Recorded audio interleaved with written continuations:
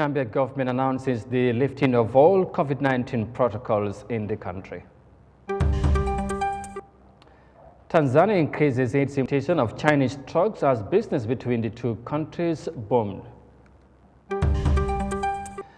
And Gambia's Transport and Works Minister informs Parliament of plans to construct a bridge over the Janjambre and Bansang crossing points. Well, this and more coming your way on The World Today.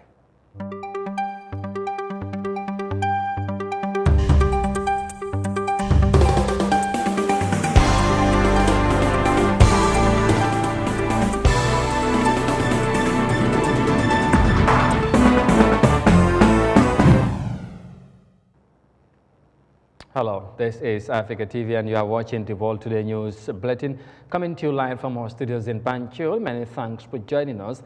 I am Amadou Kante and now the news in detail. Now, the Gambia's Minister for Tourism and Culture, Ahmad N.K. Ba, has announced on Tuesday that the government has lifted all COVID-19 protocols meant to cope the spread of the pandemic in the country. The announcement, however, will do little by way of impact as the country had already resumed life as it was well before COVID-19 struck in March 2022. Mariama Cham reports. For many, the announcement was overdue as life has returned to what it was before March of 2020 when the COVID-19 struck. The restrictions imposed affected all aspects of life and vital sectors of the economy, such as the tourism industry. The enormous scale of the crisis and the impact it had in the country caused a lot of fear, uncertainty, and anxiety. The pandemic has caused social isolation, disrupted work and family routines, economic instability, and other problems.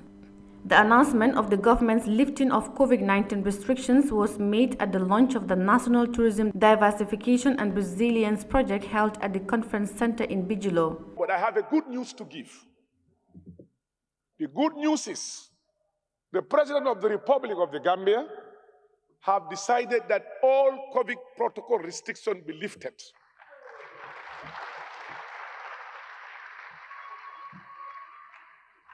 I have received emails all over the world from all the tour operators.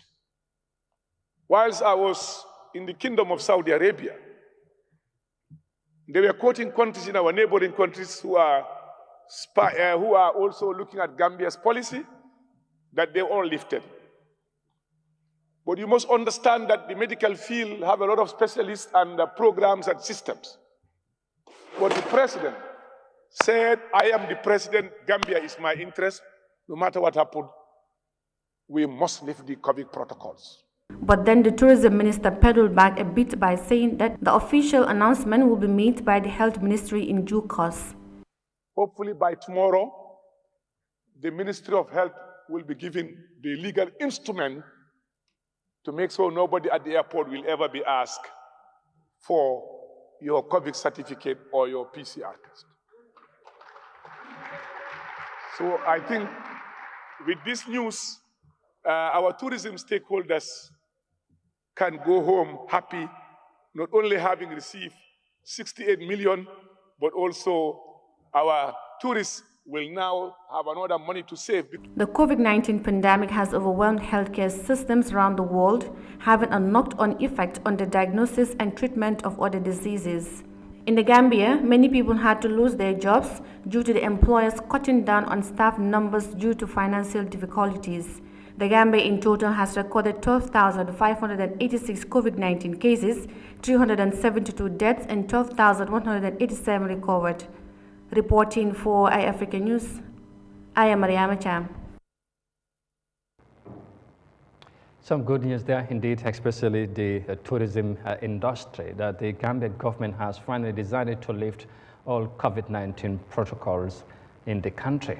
Moving on, the importation of Chinese trucks into Tanzania has significantly increased in recent years as more people continue to show interest in Chinese-made vehicles. Now, leaders of the two countries recently agreed to enhance cooperation. Statistics indicated that last year, the trade volume between China and Tanzania reached almost $7 billion. Now, despite the positive development, lack of financial support is deterring many Tanzanians from venturing into the truck importation business. Here's more details of that in this report. Chinese heavy-duty vehicles are increasing on Tanzanian roads. Ringo Mo has imported them since 2018, benefiting from the growing trade volume between China and Tanzania. With a portfolio of 5 brands, the former banker says demand for trucks and trailers from China is growing. They are constantly improving the quality of their products, which in a way increases their customer base in our market. So I would say right now their market share could be in the range of 40 to 45.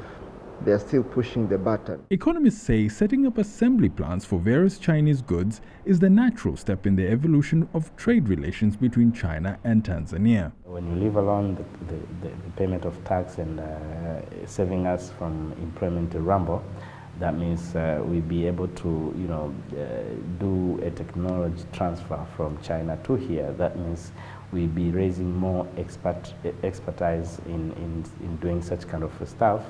And obviously, if you have a plant in here, you'll be accessing a very big market.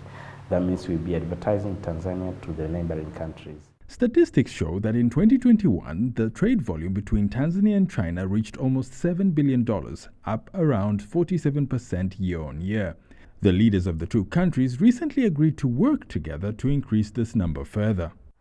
Ringo sells an average of 200 Chinese manufactured trucks a year. Increasing demand among Tanzanian buyers has him optimistic that he will double this number within the next 5 years. Despite his success, Ringo says a lack of access to capital is making it difficult for Tanzanians eager to start and grow a business like his. It's very, very tough. These are capital-intensive machines. It's not something cheap that you can buy like tomatoes. No, you have to put massive investments, minimum a reasonable capital for this kind of business, not less than $2, $3, $4 million. Chinese auto companies have already started investing in vehicle assembly plants in Tanzania, with more showing interest.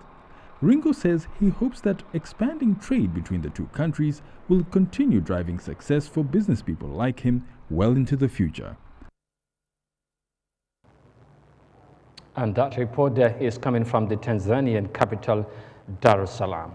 Now, let's stay with business matters, but this time here in the Gambia, because a young Gambian entrepreneur by the name of Yahya Jammeh has developed a revolutionary business concept where plastic materials are converted into diesel, petrol, and gas. His company, Dry Energy, intends, among other things, to reduce the volume of plastic waste materials disposed of our communities and thus help in the building of a clean environment, friendly society. And Dry Energy is set to employ over 100,000 people when the structure is fully set by 2023. Maria Macham again with the details in this report. In the pyrolysis process, waste plastics are converted into alternative energy as fuel for diesel engines. Waste plastic fuel has a wide range of chemical characteristics that vary depending on the grade of plastics utilized and the pyrolysis technique employed. This young Gambian entrepreneur, Yahya Jammeh, is Chief Executive Officer of his company, Dry Energy and General Growth Properties.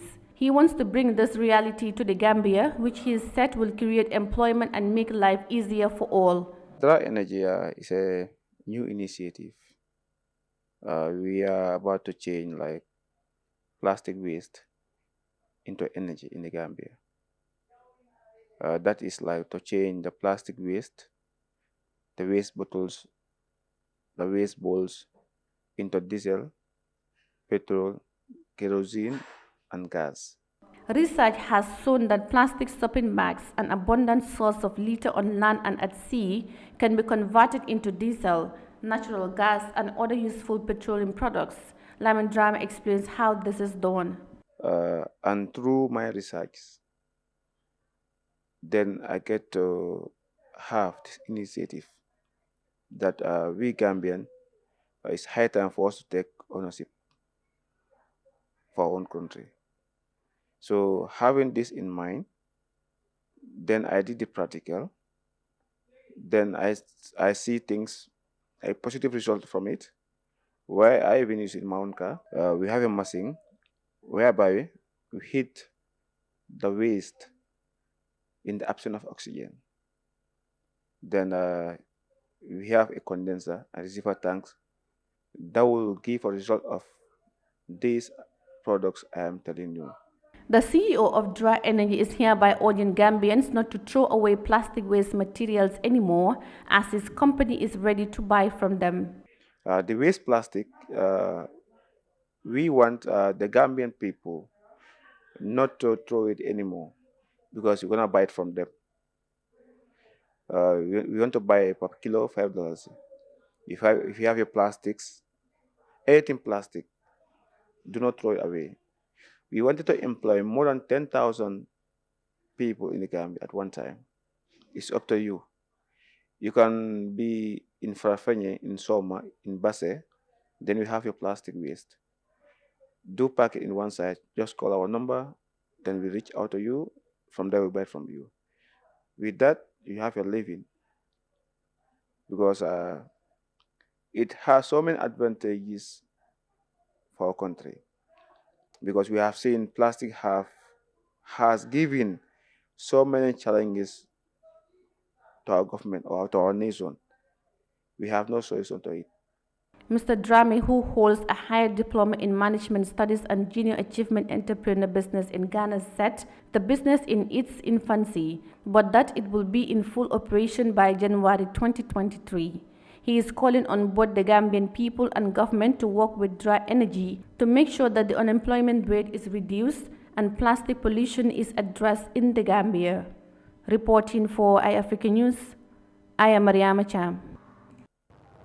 Now, in other news, the Honorable Minister for Transport, Works and Infrastructure, Ibrahim Silla, has told the National Assembly that his ministry has started negotiations with partners to consider putting a bridge over the River Gambia at the Bansang and Janjambure crossing points.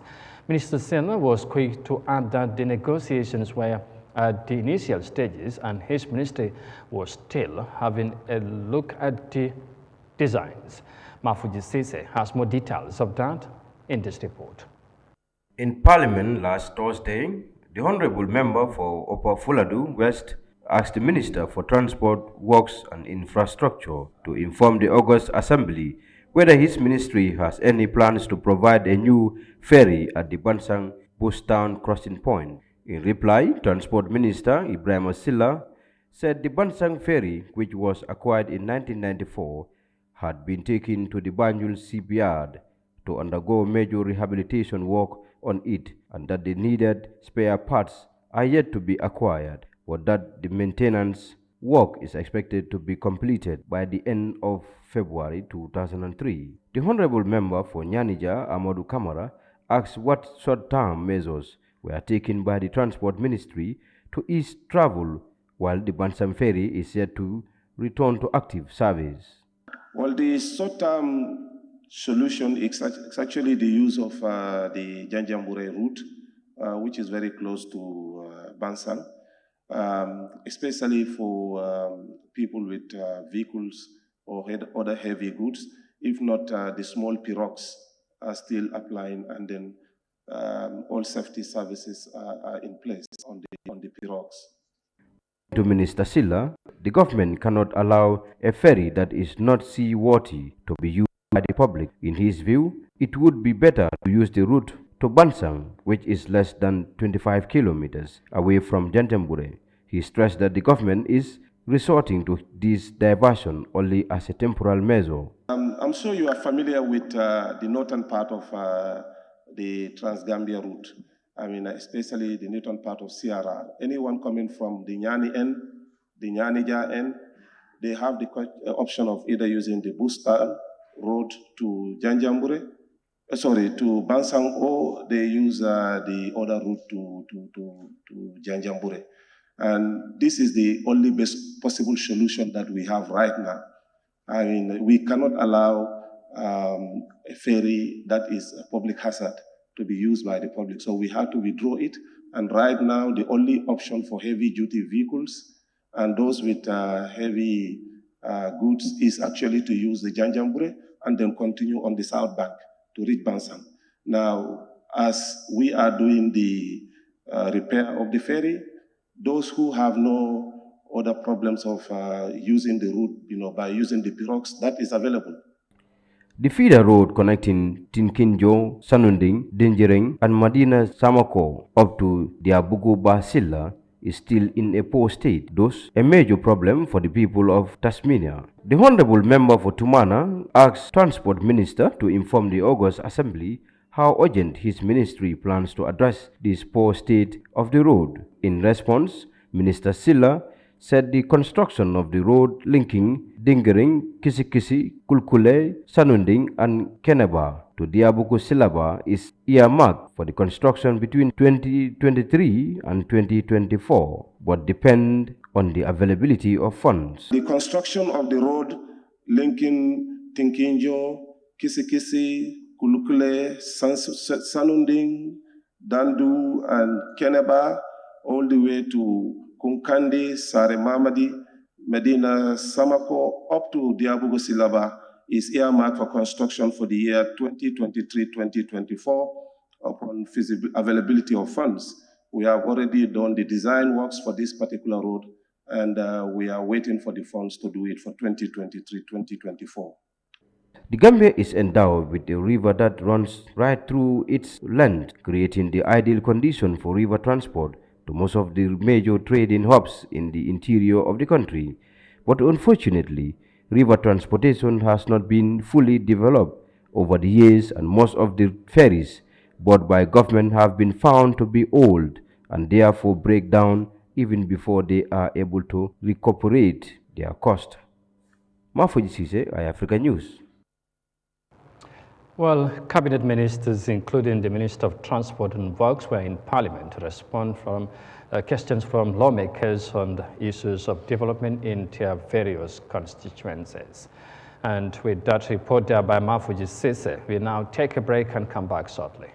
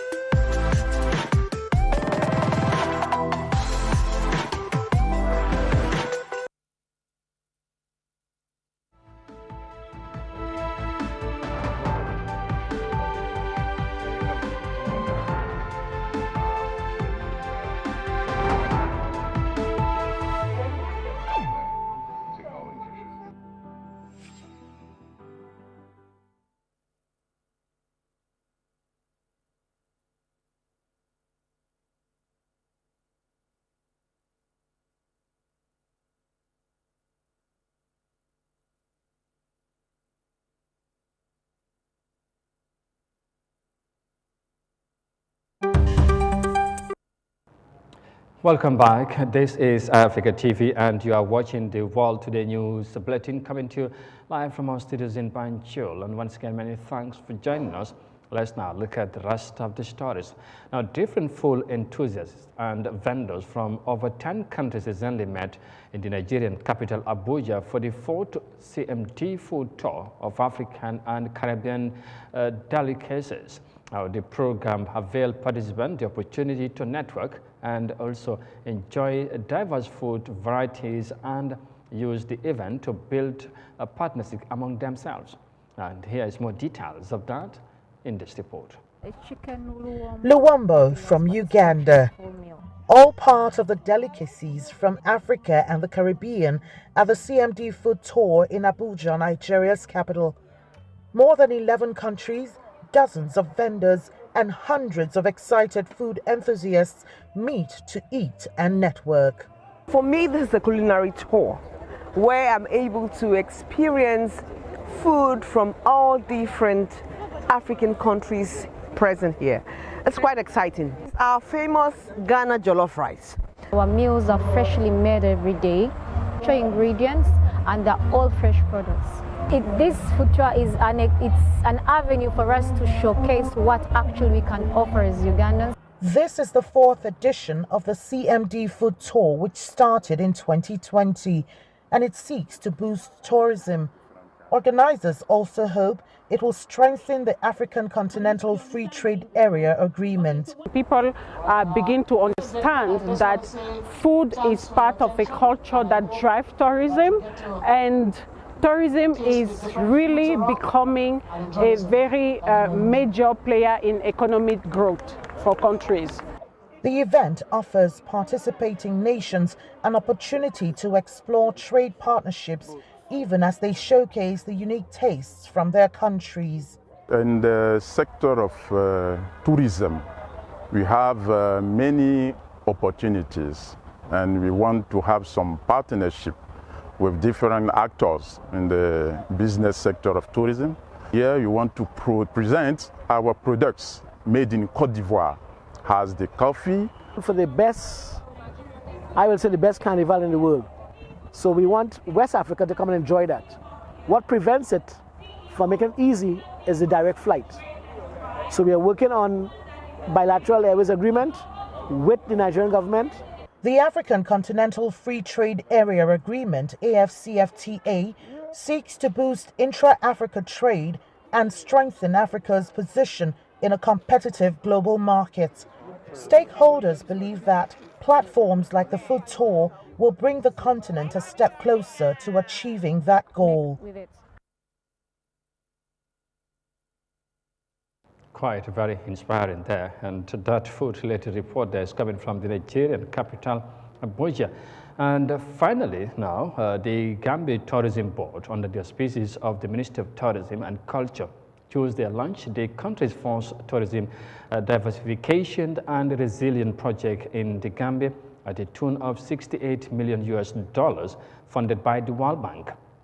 Some key elements of tourism diversification and resilience are a destination's efforts to create various products that suit different visitors' needs and desires, and to improve tourism-generated income. I'm afraid we would not be able to bring you much details of this, but of course we'll do in our subsequent news edition. But of course, for more details on this and other stories, as always, as ever, you can visit on our website on Eyeafrica.tv. But for now, many thanks for the pleasure of your company. Thanks for watching. Stay safe and do have a pleasant evening. Bye for now.